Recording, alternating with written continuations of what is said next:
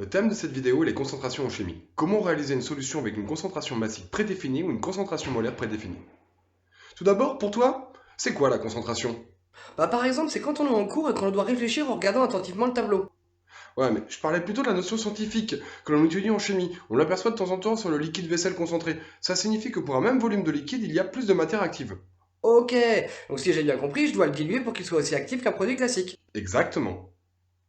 Prenons une première situation. Mon médecin m'a prescrit 250 mg de calcium par jour. Dans cette eau, sur l'étiquette, il y a du calcium. Quelle est la quantité à boire plutôt que de prendre une gélule?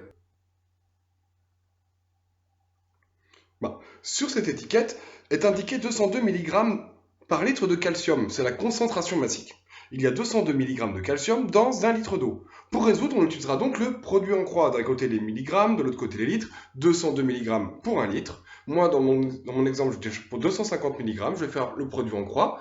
Je multiplie la diagonale complète, 250 fois 1. Je divise par le nombre restant, qui est 202. À l'aide de la calculatrice, je trouve 1,4 litre.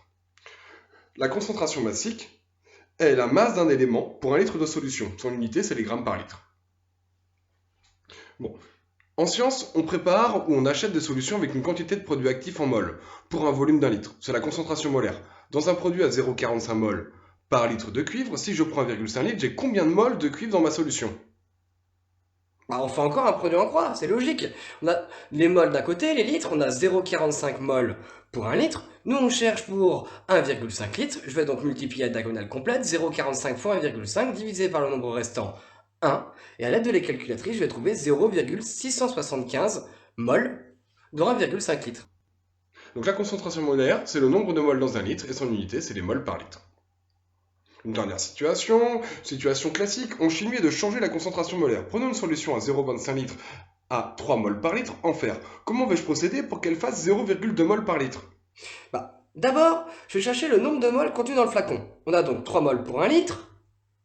Nous, on cherche pour 0,25 litres, on va faire le produit en croix, 3 fois 0,25 et on va diviser par 1. À l'aide de la calculatrice, on va trouver qu'il y a 0,75 moles dans notre flacon 0,25 litres. Maintenant, ce qu'il faudrait, ce serait chercher le volume total après dilution pour baisser la concentration à 0,2 mol par litre. On a 0,2 moles par litre, donc on va avoir des moles, 0,2 moles pour 1 litre. Et nous, on cherche 0,75 moles, donc 0,75 moles fois 1 divisé par 0,2. Et on va obtenir un volume de 3,75 litres. Il faudrait donc avoir 3,75 litres pour la concentration recherchée. Ça veut dire pour les 0,2 moles par litre.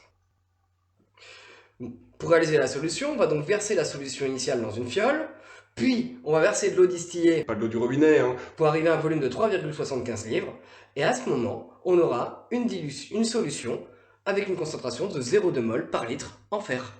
Voilà.